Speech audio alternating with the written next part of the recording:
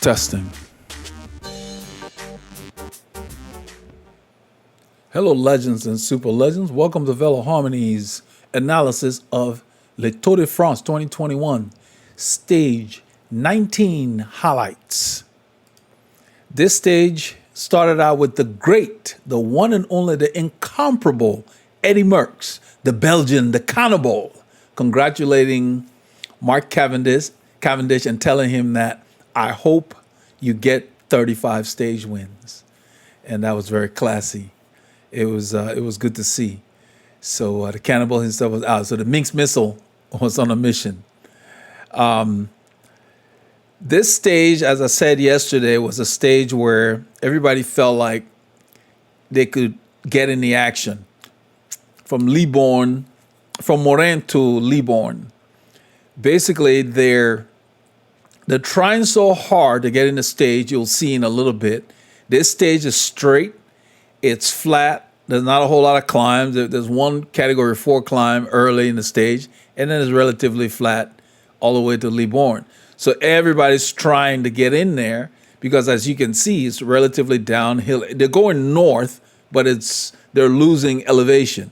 You can see they go from 178 meters in Mourenx to Libourne, which is 17 meters above sea level.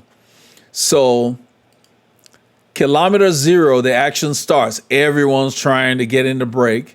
We get 4 or 5 guys. You see 3, 4, 5 in front of the peloton. Well, look at the road. The road is narrow. Everybody's trying to get around. I want you to watch the rider at the front left of the peloton. He's not by himself. He's in the line. And what I did is I took some shots to just show that as the break is forming, everyone wants to be in the break, and that's how they have their crashes. Right there, he hits the grass. There's one thing about our tires. When you hit grass, if it's been rainy or if it's damp, you can slide because grass is slippery. He starts to slide right there. You can see him going down. He basically clears out this whole part of the peloton. The yellow jersey, I put a line on the yellow jersey.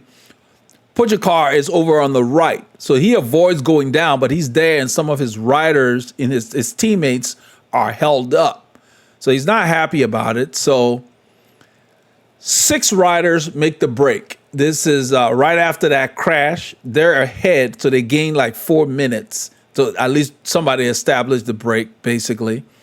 But what Pogacar does is he goes to the front, and he has an Ineos Grenadier rider there, but basically to stamp his authority to where we don't need to be taking risks. Not everybody can be in the break. So he's trying to get things a little under control so people can just kind of calm down.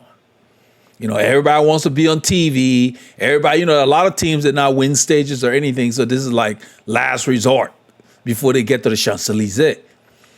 So things settle down. They get to Saint-Sever. This is where the sprint point is. See the S on the screen. Look at the Skoda sign right there.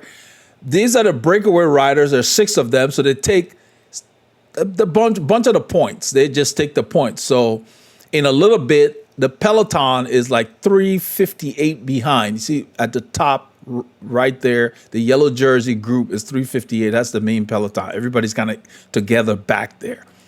When they get here, this is the peloton now. They're basically going through, but Cavendish is back there. Those 3 riders you see back there in the shadows, all the way in the back, Cav is among them. He's not trying to expend too much energy here because there aren't a whole lot of points to get. You can see 7th place will get 9, 9th place 7, 8. The first 6 guys took a bunch of points. So 7, 8, and 9, they're not getting a whole lot of points. Cav will also get some points because he comes through anyway. But so they get 1 or 2 points here and there on him. He's not that worried about it because he's got a nice lead anyway. But he's saving his energy because tomorrow's the time trial, and then the Champs-Élysées, he's probably going to try again to get another stage there too. So he's thinking, okay, I don't need to waste my energy here on this intermediate sprint. I want to go for the big deal, the stage win. So Colbrelli, Michael Woods, all of them got points down there. Well, right after the sprint point, there are more counterattacks. You can see the peloton is behind these guys. There are about probably 12 or 14 riders right here that have ridden off the front. The breakaway is 3 minutes and 1 second ahead of these guys. Well, let's say the yellow jersey group right in the distance there. So these guys are breaking away from the yellow jersey group after the sprint point and trying to get in the action up front. So what happens is not all of them make it to the front group. Cavendish realizes that there's no way his team can control this stage. The 14 of those guys, I believe, get up there. So you have like 14 or 15. So we get like 21, 22 riders in the breakaway.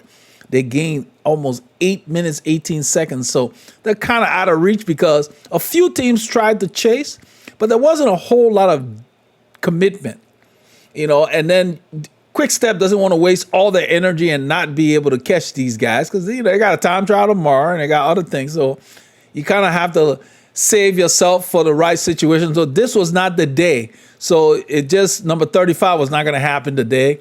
Cavendish is chatting with the Lotto Soudal rider next to him there, and they're just going to enjoy the ride today. The gap grew exponentially. 8 minutes, then here is like 13 minutes, 42 seconds with 30 kilometers to go. The breakaway now with those 20-something riders start attacking each other. And so they get scattered all over the road.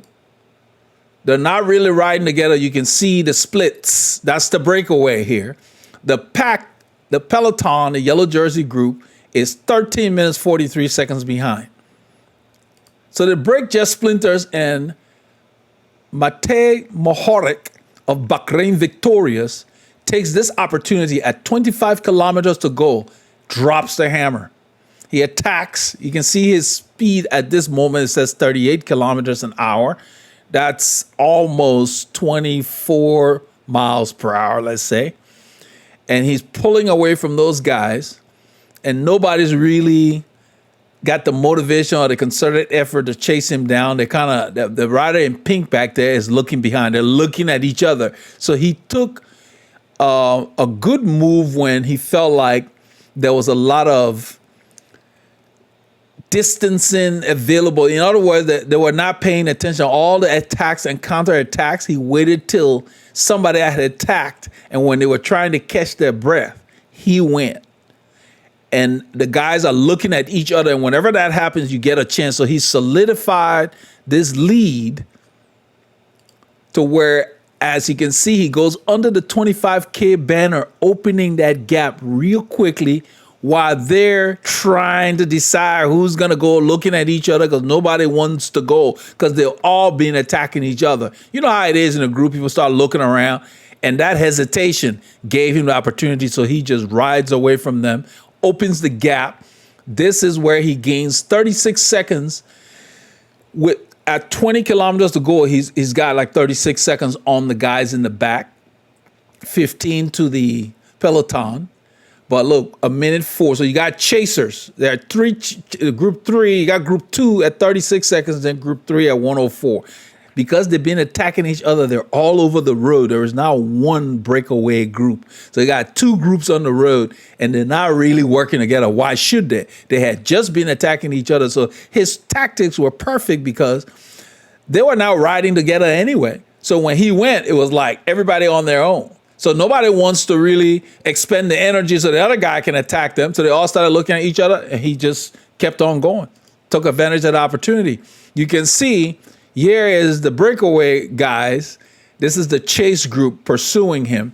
The yellow circle at the top for 2 says that this is the group we're looking at, group 2 on the road. Group 2 on the road is 47 seconds behind Mourenx. And the peloton is 15:55. So there is another group behind this group, but they're all over the road and not working together. These guys here are not really trying to commit since they had been fighting each other anyway. There was no cohesion in the break. Everyone wanted to win. And inside of the 1 kilometer to go is at 929 meters. He looks behind. He knows there's nobody there. He's got a minute 10 to that first chasing group. And then he's got 2.5 minutes to the next chasing group that was part of the breakaway also. He's got 18 minutes and 47 seconds to the yellow jersey group. So the yellow jersey group had no interest in these guys because they're hours behind the leader. They're not going to affect any of the standings of the top 10 or anything. So no team was committed to waste their energy to chase these guys down. That's how it works out sometimes. So Mourenx takes his second stage win for Bahrain Victorious. Bahrain Victorious, I believe, has won 3 stages. He's won 2 of them in this Tour de France. They averaged 47.9 kilometers an hour from Mourenx to Libourne. That's in miles per hour, that's 29.2 miles per hour. So these boys were cooking it. So average 29.2, most of the time you're over 30. That's what was happening, you know. He wins the stage. Laporte and Peterson, they were in the first chase group. They came in 58 seconds behind him. Then Tunison, Paulet, Toons, Zimmerman, you know, Turgis, all these guys were in the breakaway. But because they did not work together, this guy took good advantage of that and just rode away because no one had a committed chase from the breakaway because there's been too much infighting, you know. So the yellow jersey group, the peloton, because, you know, if you can't stay with these guys when they're riding that comfortably, then you don't even need to be in the tour. So everybody's pretty much here. But they were like a whopping 20 minutes and 50 seconds behind because these guys are like 3 hours or more behind the, you know, there was nobody there to worry about. So they just basically did like a little rest day before the time trial tomorrow. And you can see there are no changes in the top 10. Pogacar has the same lead over Vingegaard and Carapaz. O'Connor is in 4th. So we're going to see what the time trial brings because if somebody puts down enough of a performance, things can switch. But O'Connor is like 3 minutes plus, well, maybe 2 something behind Carapaz. I don't see Carapaz losing that much time to O'Connor. So I don't think there'll be a whole lot of change going because Vingegaard is a strong time trialist also. I believe Vingegaard won the Slovenian national title. I think he beat Pogacar in that time trial, if I remember correctly. So he's a great time trialist, so we'll see. It'd be nice to see what happens tomorrow. They are going to go from Libourne to Saint-Emilion, tomorrow's TT, a little twisty, curvy, and it should be interesting to see what happens there. But it's flat. I mean, it's basically for speed, you know, a few little bumps, nothing that even registers, you know. So it will be cool to see if everybody stays upright. We should have an interesting time trial. So that's what happened on stage 19. Merckx's record is still tied with Mark Cavendish. So Cavendish's only chance this year to surpass and break the tie, as Merckx wished him to, would likely can happen on the Champs-Élysées. And that's the only chance he has this year to do that. So we'll see what happens. So you all take care. And no matter what, keep getting your Ks in. Be safe out there.